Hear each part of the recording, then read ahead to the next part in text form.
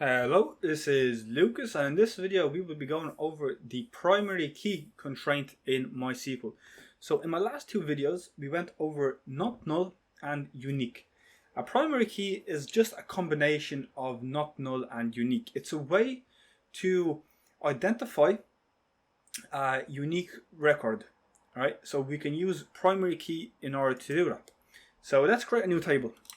So let's do create table. We'll give it a name of persons, and we'll have a few values in here. So for example, we can do int, or we can do id int.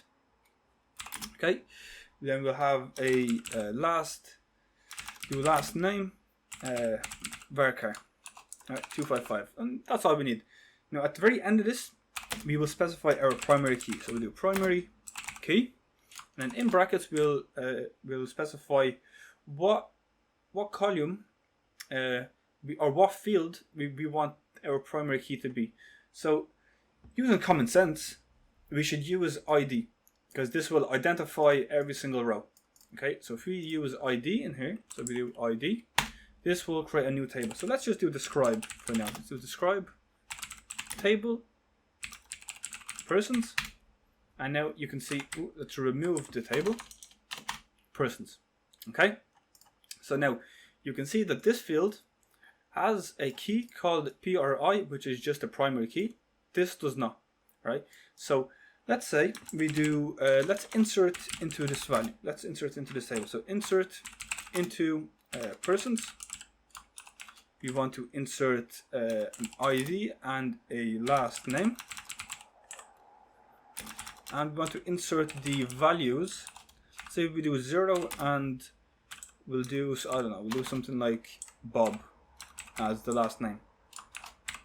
Alright, so this will insert into this table. So then we can do select all from our table, which is persons. And now you can see that we have one record. So this ID will be unique to every single record, okay? And it cannot be null. So let's say that we want to retrieve a specific record. Alright, so we want to get the last name of a particular user ID. So every user ID will have a unique ID. So that way we can get the record for a specific user. Okay, so let's say we want to insert a new record with the same values. Let's change this to, I don't know, Peter. And now you can see, whenever we try to insert a new record, we get this error. Reason being is, this ID that we are trying to insert, 0, already exists to an existing record. So we can't use that one, because every single ID value for the field ID has to be different. We can use, for example, we can change this, and now we can do it, and you can see now that it works, because now we have specified the ID to be different. Okay, because before it was 0, we couldn't use 0 because it was already taken. So now we can use 1 because it's not taken. Alright, same thing. Let's say we want to insert a record, but we don't specify ID, so it'll be null. You can see that we also get an error, but the field ID that we have that we want to add does not have a default value.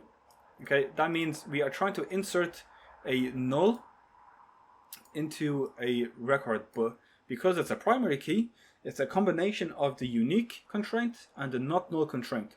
So it can't be null and it has to be unique.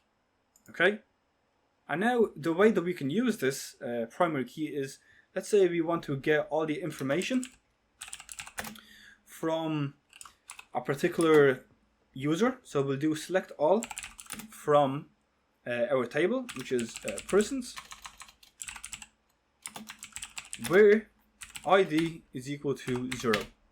And now you can see, because every single ID is different, we can use this command here, select all the information from the table persons where the ID is equal to 0. Now because every single record will have a unique ID, we can distinguish every single record by their primary key, which is ID. Okay, So that's about it for this video. Hope this video helped. Hope you enjoyed it, and I'll see you in the next one. Peace out.